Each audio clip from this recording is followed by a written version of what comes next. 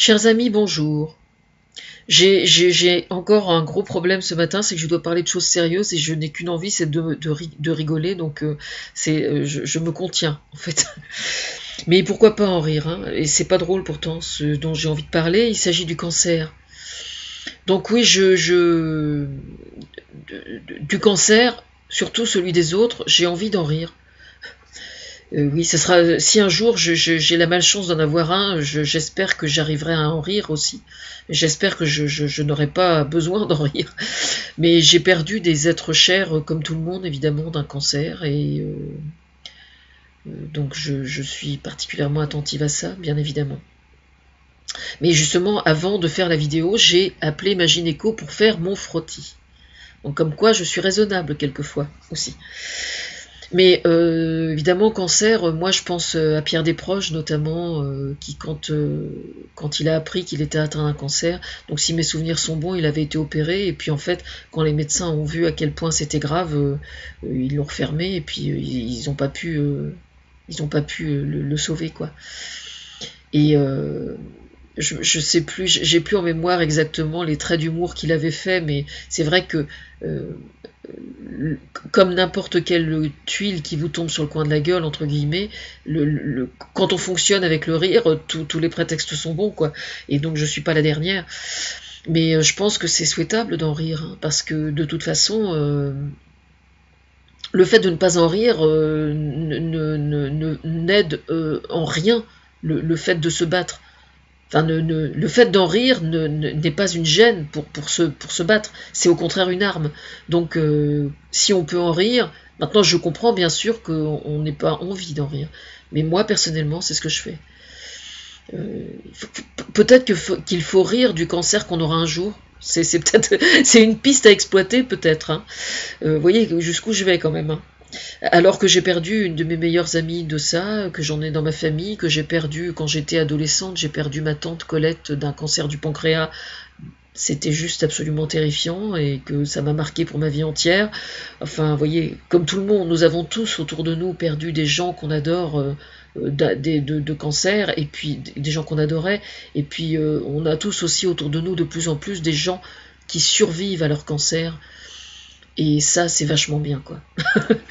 Voilà, c'est vraiment bien. Alors aujourd'hui, mercredi, donc nous sommes le 4, aujourd'hui, mercredi 4, c'est la journée de lutte contre le cancer. Alors depuis ce matin, j'ai notamment entendu des choses très intéressantes, notamment sur RTL ce matin, où une femme expliquait que elle avait donc dépassé son cancer, hein, depuis plusieurs années, puis donc elle avait envie de vivre normalement, quoi, vous voyez, c'est-à-dire avoir des projets, etc., etc. Et là, elle s'est rendue compte que pour faire un prêt à la banque, c'était juste absolument catastrophique. Et ça, je trouve ça particulièrement dégueulasse. Ben oui, parce que par définition, quelqu'un qui a réussi à vaincre un cancer, même si effectivement il est possible qu'il rechute au bout de plusieurs années. Moi, j'ai perdu une amie d'un cancer du sein après une rechute au bout de plusieurs années. Ça peut se produire, effectivement, ça peut se produire. Mais bon, moi, quand je marche sur la route, je peux très bien me faire buter par une voiture aussi, hein. Je veux dire, à ce moment-là, quand vous faites un questionnaire pour les prêts pour une maison, vous pouvez aussi demander un certificat de non-alcoolisme, un certificat de non-addiction à telle drogue, un certificat de non-addiction à la connerie aussi, parce que la connerie, des fois, ça fait du mal, mais quelquefois, c'est pas nécessairement le patient qui est atteint, ça peut être le mec à l'assurance aussi, et le décideur. Hein, c'est vraiment assez consternant, quoi, parce que une femme ou un homme qui se sont battus pour vaincre une telle maladie, ce sont au contraire des gens qui ont mis sur pied des stratégies sur le plan individuel absolument extraordinaires, justement pour retrouver leur dignité et pour pouvoir se battre. En ce sens, ce sont des gens qui, justement, même si effectivement, statistiquement, il peut arriver qu'ils rechutent de nouveau et qu'ils meurent. C'est vrai. Mais il n'empêche que ce sont des gens, ce sont des survivants. Et c'est une survivante qui vous le dit. Pas d'un cancer, c'est vrai. D'autres choses, mais c'est quand même des survivants. Et donc j'aimerais bien qu'on ait un petit peu plus de considération pour les survivants. Voilà. Et donc que les assurants, les compagnies d'assurance et les banquiers arrêtent de nous prendre pour des cons. Voilà. Ça, c'est une chose. Oui, il faut pas trop me faire chier. Je refais des vidéos depuis hier, mais il faut pas. Plus ça va, moins il faut me faire chier, en fait. Voilà. Qu'est-ce que je voulais dire d'autre? J'ai plein de choses à dire sur le cancer. Alors, ce matin, j'ai chopé à Sophie Davant, c'est au programme, donc ils en ont parlé particulièrement, justement, avec Miss France, que je salue. Alors, ma maman m'a dit qu'elle était mal coiffée. Hein. Alors, si ma maman de plus de 75 ans dit qu'elle est mal coiffée, c'est donc qu'elle est très bien coiffée. Ne vous inquiétez pas, c'est juste un conflit de génération, façon capillaire, il n'y a aucun souci, j'assume. Mais donc c'est au programme ce matin, il y a eu plein de choses tout à fait intéressantes qui ont été expliquées, et donc je vais mettre le lien pour que vous puissiez aller voir. Ça c'est une chose, et il y a notamment, ce que j'ai trouvé vraiment bien, plusieurs livres qui ont été écrits par des femmes qui ont surpassé un cancer du sein par exemple, et qui en rigolent, ou qui justement prennent vraiment de la distance par rapport à ça, et parce que c'est bien, c'est extrêmement important de transformer sa souffrance pour en faire quelque chose de positif. D'accord, on va élargir un peu le spectre là. Et c'est tout à fait nécessaire. Sauf que à un moment, moi je considère que si l'on a vraiment digéré son problème, extrêmement grave en général, que ce soit viol, violence conjugale, maladie, cancer, enfin toutes, vous savez, les grosses merdes qui nous tombent sur le coin de la gueule, quoi. Vous voyez ce que je veux dire? Quand on a dépassé tout ça, justement, on a envie d'autre chose. Vous voyez ce que je veux dire? Donc là, c'est par rapport à mon parcours personnel, à moi aussi, que je dis ça. C'est-à-dire que expertise psychiatrique, maintien sous tutelle, etc. Le site Cache ton zizi gros nul. Bon, c'est bien d'en rire, hein, de la pédophilie, du viol, etc. Ça ne veut pas dire que je ne veux plus m'en occuper ou que je ne veux plus lutter contre ça, bien au contraire. Je dis juste que ça n'est pas ma priorité, ça n'est plus ma priorité à moi, personnellement, en tant que femme, que de devoir lutter sur ce plan-là en particulier. Je suis bien d'autre chose qu'une ancienne victime de pédophilie, et depuis bien des années. Hein. C'est derrière moi, tout ça, c'est dans un coin. J'ai réussi à en garder ce qui était souhaitable pour que j'y sois sensible quand il s'agit des autres. Soit, c'est très bien, mais j'adore faire plein d'autres choses que de parler de ça. Et donc j'aimerais bien qu'on arrête de me faire chier avec ça. Voilà, c'est fait. J'en rirai encore, bien sûr, mais ça va, quoi. J'ai envie d'autre chose, c'est tout. Eh bien, le cancer, c'est pareil.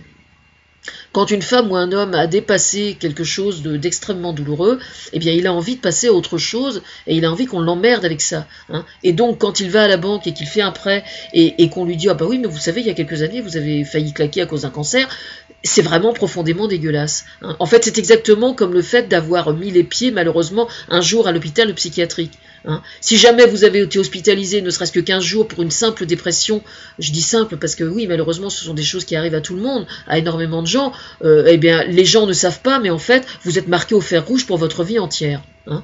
Moi, on m'a encore fait le coup il y a quelques semaines au tribunal à Rouen au sujet de ma tutelle. Ah, mais dites-moi, vous êtes allé, vous avez fait des séjours, hein. Ah, puis vous y êtes retourné. Bah voyons. Hein. Bah voyons. Est-ce que je m'occupe de sa vie, moi, cette femme-là? Non, mais attendez, on va où? Et le cancer, c'est pareil. Mais en fait, soyez sans crainte, hein, n'importe quelle maladie particulièrement chronique, c'est pareil. Hein. Je veux dire, les gens sont marqués au fer rouge de la même façon. Pas uniquement le cancer ou l'internement psychiatrique. Pour des tas de maladies, on va... En fait, le moindre prétexte est bon à spolier les gens de leurs droits. C'est ça qui est absolument terrible, quoi. Alors, il y a autre chose que je voudrais dire. Il y a, au sujet du cancer, l'émission de Michel Simès, qui était dimanche à Vivement Dimanche. J'ai regardé l'émission que j'ai trouvée vachement bien, enfin, à plein de points de vue. Et il y avait notamment des chercheurs qui étaient là et des spécialistes de la recherche médicale, dont j'ai oublié les noms, je suis désolée, mais je remettrai les liens de l'émission. Mais il a été précisé notamment que l'imagerie médicale était en énorme... Enfin, c'était un secteur tout à fait en développement et tout, et c'est vrai que j'ai été vraiment profondément interpellée par les images qu'on a vues, quoi. J'ai trouvé ça vraiment tout à fait intéressant. Mais moi, j'en arrive à autre chose dans le secteur. je trouve tout à fait extraordinaire, hein, effectivement, que l'on puisse détecter des cancers à un stade complètement embryonnaire, voire carrément à anticiper par des examens, par des prises de sang, etc. Je pense au cancer des fumeurs, par exemple, les recherches qui ont été faites dernièrement, enfin les découvertes qui ont été faites, j'ai trouvé ça vraiment tout à fait intéressant. Mais attendez, moi, il y a quand même quelque chose qui m'interpelle, c'est que il faudrait pas songer, il faudrait pas perdre de vue que le but de la manœuvre, c'est quand même de responsabiliser les gens. Hein. Alors aujourd'hui, on sait par exemple que fumer tue, que ça provoque des cancers, mais bon, à la limite, quelqu'un qui va avoir les moyens de payer son analyse régulièrement, il va continuer à fumer, à empoisonner absolument tout le monde, à provoquer des cancers passifs dans son entourage, et puis lui, il va se faire sa petite ordonnance, il va se faire sa petite analyse tous les ans pour être sûr que pour savoir à quel moment il va avoir son cancer, et donc jusqu'où il peut ne pas aller, quoi. Vous voyez ce que je veux dire? Ce qui est quand même assez incroyable. Faudrait quand même pas perdre de vue que le fait qu'il y ait de plus en plus de cancers, c'est quand même lié à la pollution atmosphérique aussi, au stress, à des tas de facteurs sociétaux qu'il faudrait ne pas sous-estimer par rapport au fait qu'on puisse les détecter, quoi. C'est ça, moi, qui me gêne. Hein. Alors, il y en a un là-dedans qui doit rigoler, mais alors, à fond la caisse. Alors là, roulement de tambour, je veux parler de monsieur Arnaud Montebourg. Alors vous me direz, qu'est-ce qu'il vient foutre là-dedans? Eh bien, je vais vous dire, c'est que monsieur Arnaud Montebourg, depuis qu'il n'est plus au gouvernement de François Hollande, enfin sous François Hollande, a repris des études parce qu'il a l'intention d'investir dans une société d'imagerie médicale, que je recoupe avec le fait que dans sa famille, on a son argent placé dans des sociétés qui prélèvent, qui travaillent dans les gisements de gaz de schiste, figurez-vous. C'est intéressant. C'est-à-dire que l'anti-écologie répond parfaitement au développement de l'imagerie médicale dans la société qu'il a l'intention de créer. Vous voyez ce que je veux dire? C'est profondément interpellant sur le plan idéologique. Moi, je trouve ça incroyable. Ah oui, moi, pour détecter les petites merdes qui correspondent les unes entre les autres, on peut difficilement faire aussi bien que moi. Ça, je peux vous le certifier. Faut arrêter de nous prendre pour des cons un petit peu aussi. Hein. Là, pour le coup, personne n'est responsable. Hein. Je ne fais que pointer du doigt des choses que je constate. Rien de plus. Rien de plus. Bon, je vais mettre plein de liens sous la vidéo. Voilà. Bon, je vais pas vous dire bon cancer, hein. Faut quand même pas déconner non plus, on va pas prendre ça non plus pour une petite récréation. Non. On va tout faire pour ne pas se le prendre sur la gueule, déjà. Hein. Voilà. Et pour ça, commencer à faire son possible pour être le moins malheureux possible, à défaut d'être heureux.